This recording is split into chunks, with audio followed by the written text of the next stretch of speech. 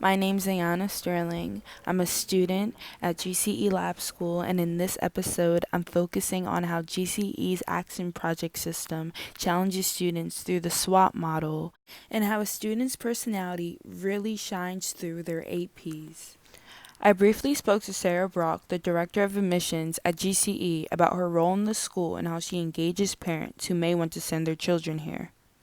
So when I think about how I want to attract students or how I want to present GCE to new families, I try to do it in a way that's engaging and interesting instead of just giving them a piece of information with a definition on it, rather to both.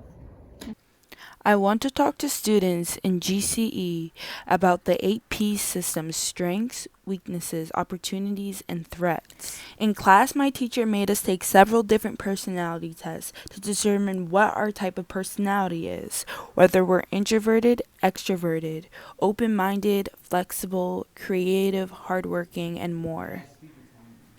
Everyone in GCE has different personality types, and I want to explore the ways that their different personalities contribute to the learning environment at GCE. First, I want to talk about the strengths and opportunities of the AP system at GCE Lab School. Okay, so I googled. Okay, I guess I shared with Obama.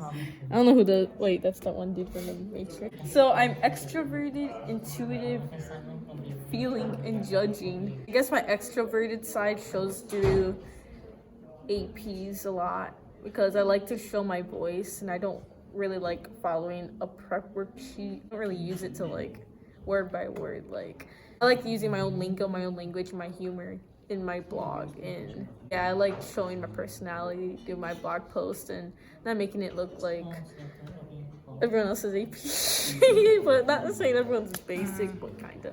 Feel motivated creatively when working on APs because I feel like often the mediums are always open and you're encouraged to go outside of just writing a paper or doing a slideshow.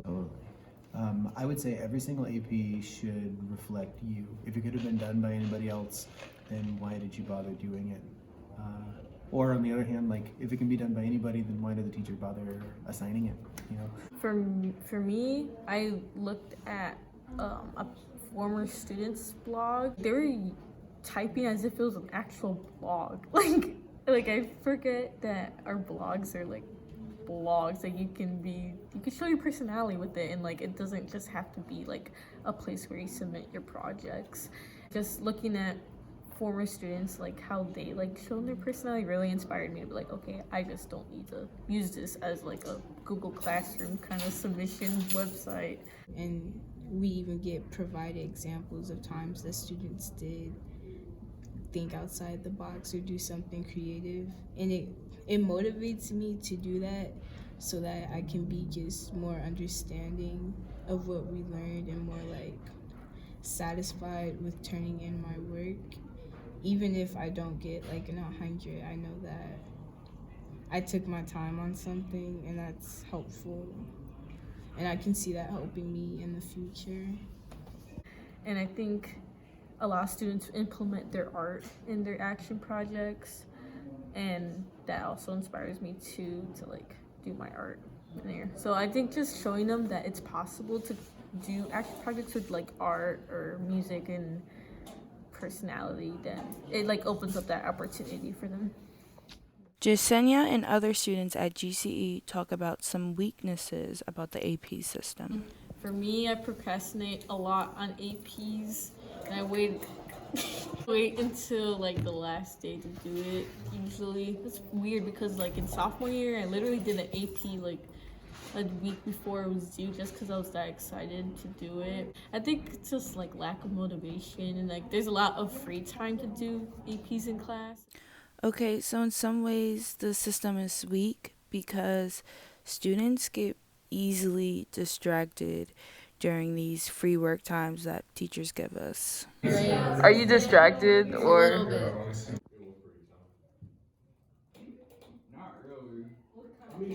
I was gonna go in the amp, got convinced to stay in here. Not really structured. It's just kind of like, oh.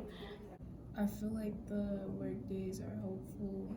I kind of like the fact that we can talk with the teacher anytime during this moment. I feel like the most disruptive it gets during AP time is when we're getting taught new subjects or new content in the middle of like work days. Kind of disrupts my thought process on what we're actually supposed to be doing. I'm gonna say something. Can I say something Yeah. about the teachers? I think the process of working on our action projects, times teachers are a little bit more laid back, and I think they give you a lot of freedom, which is good, but I also feel like at times maybe they should be more strict a little, kind of like pushing you more, like check in with me, because I feel like some kids need that, like more that push, and other kids it's good to have your freedom, but it's because I do think they do a really good job of like making it fair, but I think they can also push a little bit more. I think it depends kid to kid. So it is important to have some class time to be able to work on a project. I would hate to say like, hey, this is due on next week, and we're not going to be able to work on it at school, because it's only going to benefit some kids. I think some kids that just aren't going to be able to take advantage of that. I wish that they could, but that's just not the reality for some people. Yeah, that some kids have a really great setup, like they've got a perfect space, they've got nice and quiet, they've got all the resources, they got all the Wi-Fi that they need. They can really just sit down and like crank out a project. And in some cases, I imagine it's easier to do that than it is in the classroom. But then I know that sometimes they go home and little brother's running around and making all sorts of noise, and it's hard to focus, or maybe they don't have a dedicated spot, or they don't have internet at home, or they don't have whatever it happens to be. Maybe they just don't have time, like they're busy doing cooking and cleaning house and whatever else it is going on. So in reading an AP, I hope to get an insight to this kid and what they care about and what they're passionate about and what they hate and what they like, and how they function in the world. And if they have a space to do that, like everybody's interested in themselves, everybody wants to talk about themselves and their own opinions. So if an AP gives a space for that, then hopefully then it gives that internal motivation. I want to talk about these things that I'm passionate about, or I want to build a thing that I want to build, or I want to whatever it happens to be. I want to critique, a thing that I want to critique and make it better. For me, I feel like I do better in something when I really am passionate about it. Like if it's let's say free format, I'll feel more comfortable going into it knowing that I can use any format that I want and any something that I can put into it to get my all into it. But with also confidence, I guess also a support system too. Just steps along, making sure that I am doing it right, the bullet points that are on the rubric and stuff. Okay. Although some of these workdays can be distracting, some students actually take advantage of them, and it can be helpful for them. It also gives students the opportunity to explore their passions more.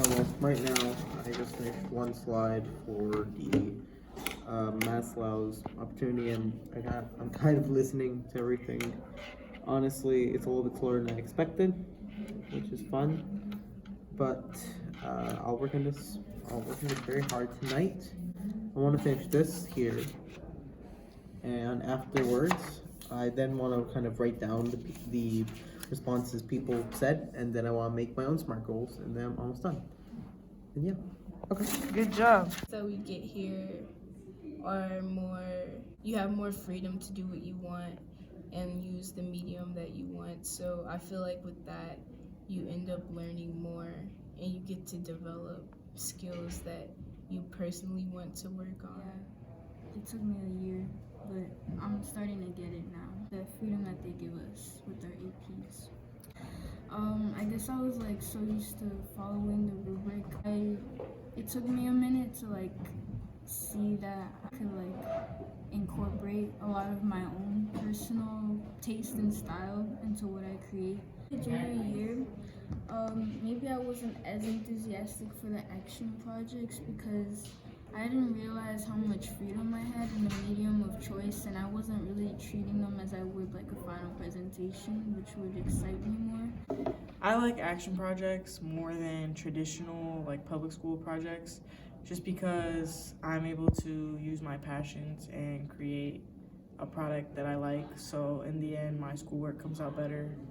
And like Mariah said, you learn more like I've that. gotten better at having to explain my work and what everything means. Before, I didn't really have to have an explanation for everything that I did, but now it's like there has to be reasons behind what you do.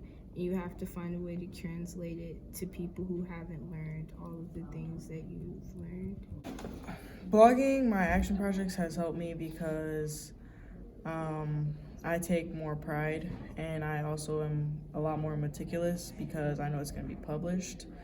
So Okay, so no one said the system was perfect. There are some threats, whether it's teachers or students.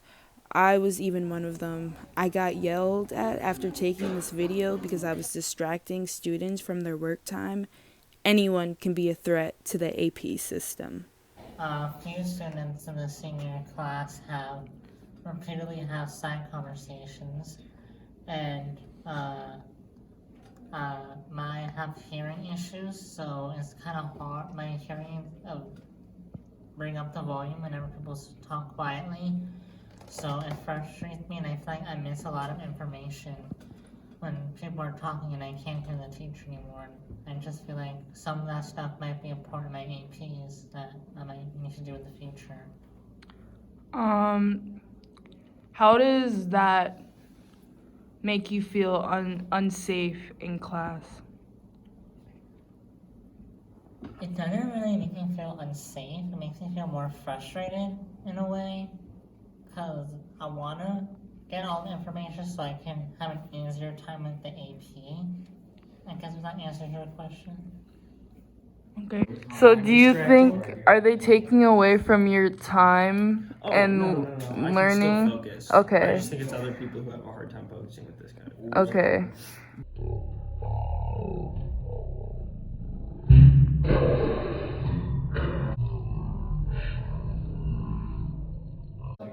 I don't get distracted by anything. A student's confidence can really get in the way of their work progress when they're doing their APs. So I talked to Mariah and Aaron about some ways that they deal with their confidence when they're doing APs. I just get nervous asking teachers for help, even though that's their job. But I feel like they taught me already, so I should know. So it's like, okay, now I have to reteach myself the lessons because I wasn't paying attention. When you first came here and like the first AP you did, what was the first negative thought that came to your head, and how do you think that could have been changed? The first negative thought I had is that I didn't think I was doing it right. Like, with my first experience, it was like, there were people like helping me, like guiding me like, oh, okay, this looks great.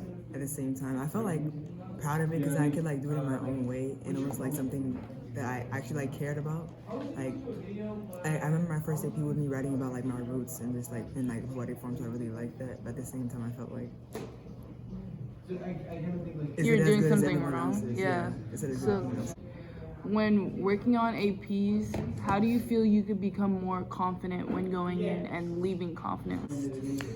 Or I guess more of like a checklist, like, but also like more freedom to like express ourselves in our APs too as well. We're not as restricted.